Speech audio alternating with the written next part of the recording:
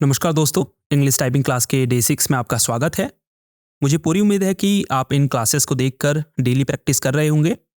और अगर आप डेली प्रैक्टिस कर रहे हैं तो अब तक आपके फिंगर्स होम रो पोजीशन पर सेट हो चुके होंगे, यानी किसी भी की को प्रेस करने के बाद ये अपनी पोजीशन पर वापस आ रहे होंगे।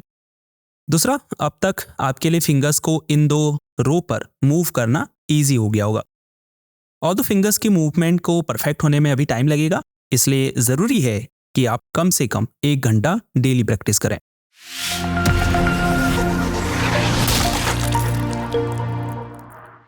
तो अब तक हम होम रो और टॉप रो को कवर कर चुके हैं। बॉटम रो पर बढ़ने से पहले हमें कुछ इंपॉर्टेंट कीज को भी अपनी प्रैक्टिस में शामिल करना चाहिए, जैसे बैकस्पेस की, एंटर की और शिफ्ट की। ये तीनों ऐसी कीज हैं जिन्हें हम टाइपिंग करते समय मोर ऑफ्टन यूज करते हैं। इसीलिए ज़रूरी है कि हम अल्फ़ाबेट कीज़ के साथ साथ इन्हें भी अपनी प्रैक्टिस में शामिल करें। तो सबसे पहले शुरुआत करते हैं बैकस्पेस की से। इसका यूज़ बेसिकली हम तब करते हैं जब हमें डॉक्यूमेंट में टेक्स्ट को डिलीट करना होता है, या फिर अगर आप डॉक्यूमेंट में बैक जाना चाहते हैं तो भी आप बैकस्पेस की का यूज़ करते हैं। ठीक है, तो बैकस्पेस की को प्रेस करने के लिए हम अपनी राइट पिंकी फिंगर का यूज़ करते हैं, क्योंकि ये फिंगर बैकस्पेस की के सबसे क्लोज होती है और इससे आप बैकस्पेस की तक जल्दी से पहुंच भी पाते हैं।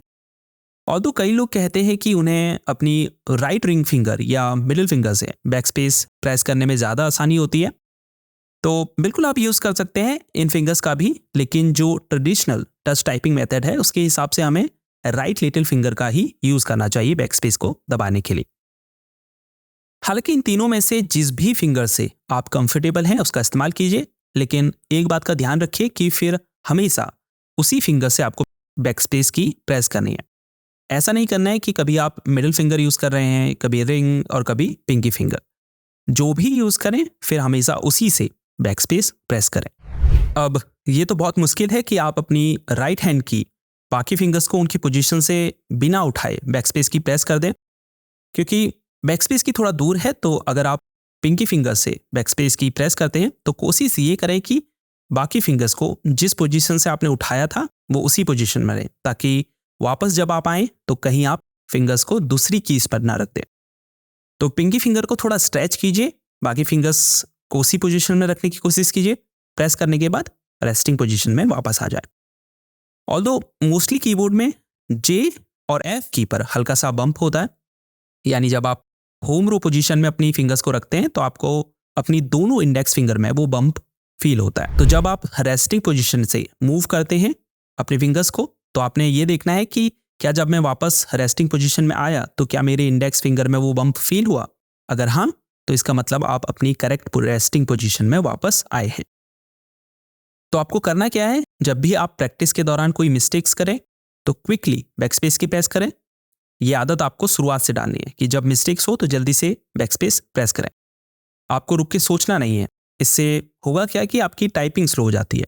ठीक है, एक बात और, कई ट्रेनर ऐसा रेकमेंड करते हैं कि आपको बैकस्पेस की को एंड में प्रैक्टिस करना चाहिए, क्योंकि आपको ध्यान इस पर देना है कि आप मिस्टेक्स ना करें, आपकी एक्यूरेसी इतनी बढ़िया हो कि आपको बैकस्पेस की दबाने की ज़रूरत ही ना पड़े। बट फैक्ट ये है कि वी ऑल मेक मिस्टेक्स, तो मेरा मानना है कि आपको शुरुआत में ही बैकस्पेस की प्रैक्टिस करनी चाहिए। अब बढ़ते हैं एंटर की पर। तो एंटर की के भी मल्टीपल यूज़ हैं। एक तो ओके बटन के रूप में इसका यूज़ होता है, और दूसरा अगर आप किसी टेक्स्ट एडिटर में होंगे तो नेक्स्ट लाइन में जाने के लिए भी हम एंटर प्रेस करते हैं। तो बहुत इंपॉर्टेंट है ये कीबोर्ड में। इसे प्रेस करने के लिए हम यूज़ करते हैं राइट पिंकी फिंगर का। तो जब भी आपको एंटर प्रेस करना है, क्विकली पिंकी फिंगर को उसकी पोजीशन से मूव करें और एंटर प्रेस करने के बाद अपनी रेस्टिंग पोजीशन में वापस आ जाएं। अब देखिए, एंटर की प्रेस करने के लिए जब आप अपनी पिंकी फिंगर को मूव करते हैं तो आपको राइट हैंड की बाकी फिंगर्स को भी मूव करना पड़ता है, क्योंकि आपके लिए एंटर की पर ऐसे पहुंचना थोड़ा मुश्किल है। इसलिए आपको बाकी फिंगर्स को भी हल्का मूव तो करना पड़ेगा। अब हो सकता है शुरुआत में जब आप ऐसा करें तो एंटर प्रेस करने के बाद आपकी पोजीशन चेंज हो जाए, यानी आप दूसरी कीज पर फिंगर्स को रख दें। ऐसा हो जाता है शुरुआत में क्योंकि हमारी प्रैक्टिस नहीं होती है। तो ऐसा ना हो, इसके लिए आप पिंकी फिंगर को ज़्यादा स्ट्रेच करें और कोशिश करिए ये 3 फिंगर्स मूव होने के बाद भी जो है अपनी पोजीशन से ज़्यादा मूव ना हो। इसके लिए आप इस तरह से प्रैक्टिस कर सकते हैं, hello, enter, hello, enter, hello, enter. अब इसे खूब प्रैक्टिस कीजिए। कुछ समय बाद आपके लिए एंटर प्रेस करना काफ़ी ईजी हो जाएगा और एंटर प्रेस करने के बाद आपके फिंगर्स अपनी करेक्ट पोजीशन में भी वापस आ पाएंगे। तो टाइपिंग क्लास के डे 6 में आपको इन 2 कीज़ को प्रैक्टिस करना है। नेक्स्ट क्लास में हम शिफ्ट की प्रैक्टिस करेंगे। सो इस क्लास को यहीं पर एंड करते हैं। जाते जाते वीडियो को लाइक ज़रूर कीजिए। अभी तक चैनल को सब्सक्राइब नहीं किया है तो सब्सक्राइब कर लीजिए। आपसे मिलते हैं नेक्स्ट क्लास में। तब तक के लिए गुड बाय।